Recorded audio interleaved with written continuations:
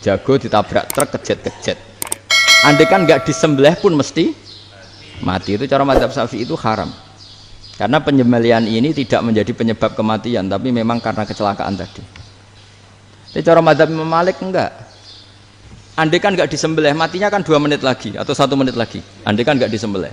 Berarti mati sekarang itu bawaan pisau apa bawaan kecelakaan? Ya sudah halal gitu caranya. Nah akhirnya ya saya bilang ya sudahlah kita semuanya mati.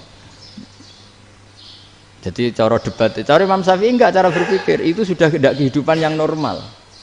Yang dimana-mana penyembelihan itu mematikan yang hidup normal. Jadi agak ketat. Sehingga dalam contoh kemanian, kalau dalam bahasa Jawa nyembelih agak sempurna terus pesonya jatuh atau apa itu, kalau pakai mazhab Syafi'i agak kesulitan. Jadi kalau mazhab Malik asal diselesaikan secara fauron dan juga sebagian mazhab Syafi'i itu halal. Nah orang mesti tanya gitu, Gus, wedhusku tabrak truk, eman Gus kejet-kejet. Tapi nak pitik cilik ra ditakokno. Makanya termasuk kritiknya Mbah Mun, tapi ini mazhabnya Mbah Mun ya. Kamu boleh ikut boleh ndak karena ini urusan ndak penting.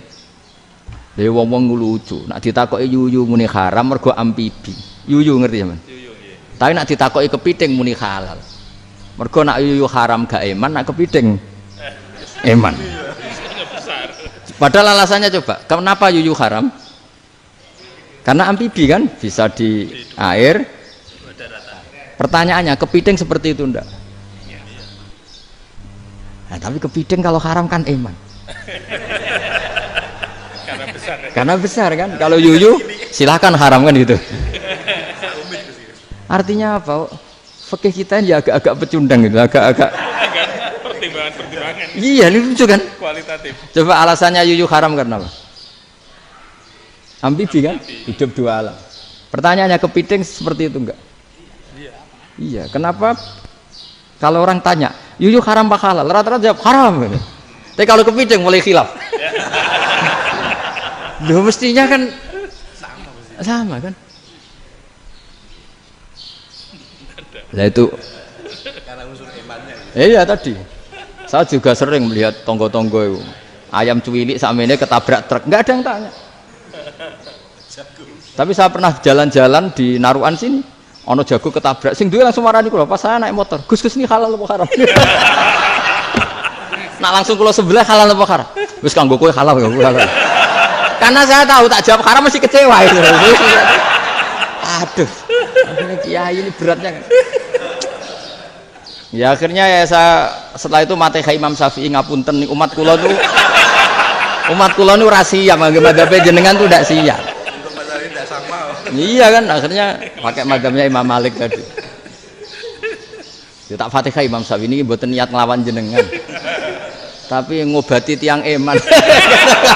Mergo pitike besar itu.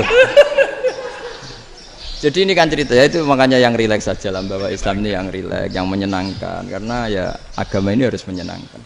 Raditu billahi robba. Raditu itu senang banget, ridho itu puas. Nggak boleh beragama pertuntungan terus emosinan ya marem atau dia itu marem jadi yang nyaman. Ya saya kira demikian. Assalamualaikum warahmatullahi wabarakatuh. Satu aja yang di sini. Oh satu aja. Nggih tambah syarat. Jadi mungkin ada satu pertanyaan aja. Satu saja. Bukan keluhan. Bukan keluhan. Ini mumpung Gus Bak pada Madhohirul Jamal. Iya Madhohirul Jamal. Sebentar lagi sudah Jalal. Sebentar lagi sudah Madhohirul Jalal. Jadi gak kena ditakoni. Monggo setunggal mawon. Assalamualaikum warahmatullahi wabarakatuh. Saya Fadil, alumni Unisma yang kuliahnya paling lama. Saya termasuk orang yang cukup iskal dengan peristiwa Nabi Khidir yang dari 3 cerita itu hanya satu cerita yang saya masih agak bingung soal di situ anak kecil itu pakai kalimat kalau di Al-Quran itu pakai kotala, anak kecil itu dibunuh seperti itu. Apakah memang saat itu ada syariat yang membolehkan atau memang ada sesuatu yang secara dari Allah Subhanahu wa Ta'ala memang itu dibolehkan untuk Nabi Khidir. Jadi di antara semua cerita itu saya yang agak iskal yang itu. Kalau yang kisah soal membocorkan itu mungkin masih bisa masuk ya, tetapi apakah sudah ada ilmu psikologi yang sangat tinggi sehingga kalau ada anak-anak yang idiot itu atau apapun istilahnya yang sekarang itu boleh dilakukan tindakan begitu gitu. Nah ini saya lebih provokatif dari Pak Rektor biasanya. Artinya mohon maaf karena pemahaman saya ada dua pendekatan ilmu yang masuk, satu seperti Nabi Musa, yang satunya seperti Nabi Khidir. Mudah-mudahan ada sedikit penjelasan. Siap Gus, terima kasih. Dan yang terakhir, karena Indonesia situasi terakhir lagi pandemi seperti ini Gus, jadi saya juga ingin pendapat Gus Baha, apakah ini situasi pandemi corona itu Allah sedang madohirul jamal atau madohirul jalal? Assalamualaikum warahmatullahi wabarakatuh. Assalamualaikum warahmatullahi wabarakatuh. Monggo langsung mawon Gus. Ini provokatif ini kayak. Loh di situ aja kamu tanya kok terus mirip. Siapa Fadil ya? Dari peternakan ya? Tapi mau ngomong tafsir itu. Mulai kacau peternakan ngomong tafsir ini mulai kan.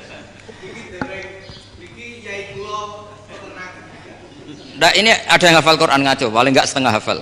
Nah, yang dari Unisma.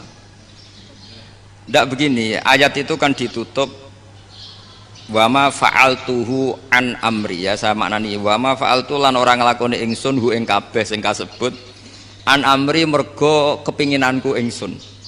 Jadi saya melakukan itu semua bukan karep saya sendiri. Jadi Khadir sendiri itu kamu untung tidak nekuni tafsir. Kalau nekuni tafsir yang kamu soal bukan Nabi Khidir, karena Nabi Khidir itu hanya satu orang. Yang kamu soal harusnya Israel. Itu tidak rektor, tidak kiai besar, tidak siapa saja dihabisin itu. Kenapa Israel tidak kamu tegur? Gimana hukumnya qatlul mukmin? Kenapa Israel tidak kamu masukkan ayat wa may yaqtul mu'minam muta'ammidan fajazauhu jahannamu khalidan fiha. Ingat ya Israel. Iya kan? Nah, Israel melakukan pembunuhan itu, kadang yang dipateni nyuwun sewu ya orang soleh betul. Tapi wae kabundut ya. Itu Israel juga tidak atas pilihannya, tapi karena perintah. Nah, Khadir itu bukan nabi syariat, kira-kira mirip kayak Israel, karena beliau bukan nabi syariat. Jadi ini agak aneh, ini kan orang nekuni tafsir kayak saya sampai berjilid-jilid kitab. Saya kemarin mata saya agak sakit karena saya nangis itu sudah 2 hari. Bukan mikir sampean, tapi mikir ilmu ini harus ada yang mempertahankan. Karena apa ya, nekuni ilmu itu kan ribet.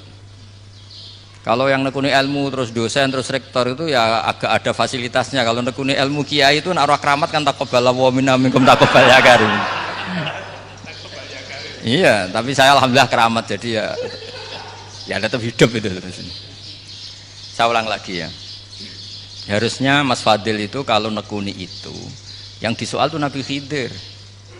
Nabi siapa? Apa malaikat siapa? Israel. Karena itu korbannya lebih banyak. Pertanyaannya, Israel kena enggak oleh aturan ayat wa may yaqtul mu'minam muta'ammidan fajazaahu? Kan enggak. Karena semua itu wa ma fa'altuhu an amri. Saya lakukan ini. Mungkin ngaji kamu enggak khatam sih, mau delok fakotalah itu. Itu Nabi Khidir pasti tersinggung, enggak baca belakangnya itu. Ya karena jurusan peternakan itu. Atau salah gurunya yang ngajar. Ya. Daripada nyalakan satu orang mendingan 2 ya. Jadi kalau ngaji itu khatam, sehingga ngerti ayat itu kan ditutup wa ma fa'altuhu an amri. Nah, menurut Ibnu Hajar Al-Asqalani yang nyarai Bukhari, dan ketika itu cerita tafsir ayat itu, wa hadza dalilun ala anna Musa afdhali minal Khadir. Justru ayat-ayat itu menunjukkan Musa itu lebih utama ketimbang Nabi Khidir, karena Nabi Khidir monoton melakukan apa saja yang diperintahkan Allah, sementara Musa tetap dengan gugatan syariatnya. Beliau gak terima ada orang main membunuh. Aqtal tanafsan zakiyatan bi ghairi nafs laqad ji'ta syai'an nukra. Nah, sur'atu Musa ila nahyil munkar itu menunjukkan beliau Nabi ulil azmi. Jadi Nabi Musa langsung sikap, wah ini tidak benar kamu. Padahal sudah ada perjanjian, kamu tidak boleh bantah. Tapi Nabi Musa lebih ngeboti syariat, lebih memihak syariat, nahi mungkar itu wajib. Justru itu menunjukkan derajatnya Nabi Musa fauqal Khadir. Makanya Nabi Musa tetap gugat, nggak bisa dong, ini nafsan zakiyatan kok kamu bunuh. Maka itu jadi ilmu. Nabi Khidir pada akhirnya nyuwun sewu ya tidak bisa jawab. Makanya beliau menutup wa ma fa'altuhu an amri. Sebenarnya saya sendiri itu ya tidak punya alasan. Jadi kalau Israel kamu tanya, ini gimana ini wong melarat mulai cilik, meh sugih mbok pateni. Mbok yo baro ben sempat sugih itu. Ini kuliah paling lama urung sempat urip penak. Nah, itu kan mbok yo mateni wong kira-kira lah nek wis sempat mapan sempat. Lu andai kan Israel pakai aturan syariat kan mateni orang kan jadi kira-kira lah. Jadi itu tidak ada hubungannya tadi dengan ilmu yang kamu katakan urusan psikologi anak itu tetap semuanya haram dibunuh, nggak boleh. Ya jadi tetap makanya ini pentingnya ngaji khatam itu tadi. Jadi pada akhirnya Nabi Khidir itu ada punya alasan, hanya ngendikan wa ma fa'altuhu an amri. Pada akhirnya yang paling pokok yaitu semua ini saya lakukan saya sendiri itu tidak tahu karena perintah. Jadi untung kamu gak nyoal Israel. Kalau nyoal diincem ribet kan. Ini orang tadi pas seminar Gus Bak ngeritik saya. Wah. Jadi itu pinter kamu. Yang kamu soal Nabi Khidir. Jadi enggak itu. Ya kalau nyoal Israel resiko tinggi itu, resiko tinggi. Tapi yang jelas gitu ya. Makanya tradisi pesantren seperti ini harus terus karena yang punya tradisi khatam. Saya tuh kalau ngaji kitab udah khatam tuh tersiksa karena tadi kadang-kadang yang depan-depan tuh tidak jawabannya di belakang kan tadi wa ma fa'altuhu an amri dzalika ta'wilu ma lam tasti alaihi sabra. Jadi ya sudah kira-kira seperti itu. Wajar kamu tidak sabar, wajar kamu tidak itu memang saya sendiri sebenarnya juga paham itu. Jadi cara bahasa Jawa niku wajar saya musakira paham. Jadi aku dhewe ku ya ora paham. Wong aku ya mau nglakoni gitu. Jadi sebetulnya ya sama-sama ada itu kan. Ini wa ma fa'altuhu an amri. Dah ya.